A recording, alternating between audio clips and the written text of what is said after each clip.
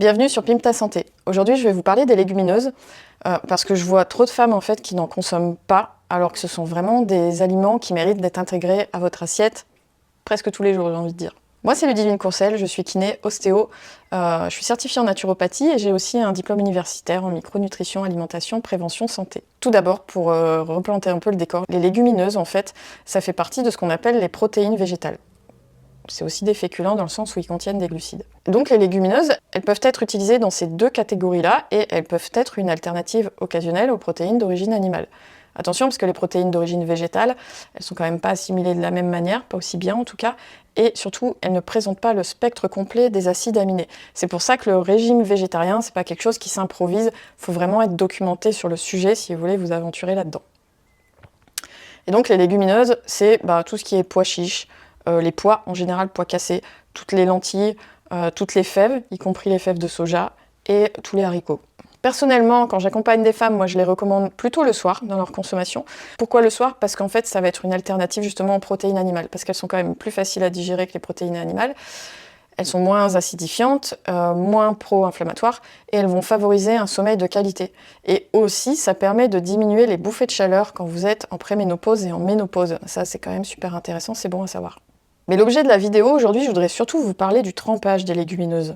Parce que ça a vraiment des bienfaits qui sont pas connus. Je vois pas beaucoup de personnes, en fait, qui prennent vraiment le temps de les faire tremper, et encore mieux de les faire germer. Et je vais vous expliquer pourquoi c'est vraiment intéressant de le faire. C'est pour ça aussi que j'ai envie de vous dire que les légumineuses, il vaut mieux les acheter sèches qu'en boîte. Pourquoi? Parce que sèches, ça vous laisse la possibilité justement de les faire tremper. Alors qu'en boîte, elles ont déjà été cuites. Ça m'étonnerait qu'elles aient trempé et germé avant. Et donc, vous ne pouvez plus bénéficier de ce processus. En tout cas, si vous les achetez malgré tout en boîte, pensez à bien les rincer, c'est super important. Et donc, je vais ici vous faire découvrir pourquoi le trempage des légumineuses, c'est une petite étape qui peut faire toute la différence dans votre cuisine et pour votre santé. Donc pourquoi faire tremper les légumineuses? D'abord, ça améliore leur digestibilité. En les faisant tremper, en fait, ça permet de réduire la teneur en certains antinutriments. Parce que oui, il y a des nutriments et il y a des antinutriments. De toute façon, il y a toujours les deux faces d'une même pièce. Mais bon. Et les antinutriments, en fait, c'est ce qu'on appelle les phytates et les lectines. Et ça peut interférer avec l'absorption des nutriments. Et quand vous faites tremper les légumineuses, ces substances, elles sont partiellement neutralisées, éliminées dans l'eau, notamment, que vous allez jeter après. Et ça facilite vraiment la digestion. Et puis justement, ça va diminuer certains inconforts, comme les gaz et les ballonnements. En les faisant tremper, on aide aussi à éliminer une partie des sucres complexes qui sont plus difficilement digérés. Et donc ça contribue à diminuer les gaz et les ballonnements, souvent associés à la consommation de ces sucres plus complexes. Et puis enfin, ça permet de réduire le temps de cuisson, parce que je ne sais pas si vous avez déjà fait cuire des pois chiches, mais ça peut être assez long. Donc quand vous les avez fait tremper et quand vous les avez fait germer, ça cuit tout simplement plus vite. Et ça peut vraiment être pratique. Les étapes du trempage et de la germination, ça c'est fonction de chaque type de légumineuse, mais en général on va dire qu'il est recommandé de les laisser tremper dans l'eau pendant au moins 8 heures ou toute une nuit, c'est le plus pratique. Donc ça permet aux graines de se réhydrater et de commencer le processus de germination. Donc après le trempage, il suffit de bien les rincer et de les laisser reposer dans un endroit frais et humide pendant quelques jours pour les laisser germer et bien ventiler aussi. Il faut bien les rincer et bien les égoutter pour éviter la formation des moisissures. Et donc vous saurez que vos légumineuses sont prêtes à être cuisinées quand vous voyez justement ce petit germe qui commence à se former ou qui commence à sortir. Ça apparaît très clairement, vous ne pouvez pas le manquer. Et à ce stade-là, elles auront une texture qui est légèrement croquante et un goût frais. Pour entrer dans les bénéfices nutritionnels à proprement parler, la germination, en fait, ça multiplie les nutriments présents. Par exemple, les vitamines, la vitamine C, la vitamine B6, la vitamine K, les folates, c'est les vitamines B9, tout ça, ça va augmenter.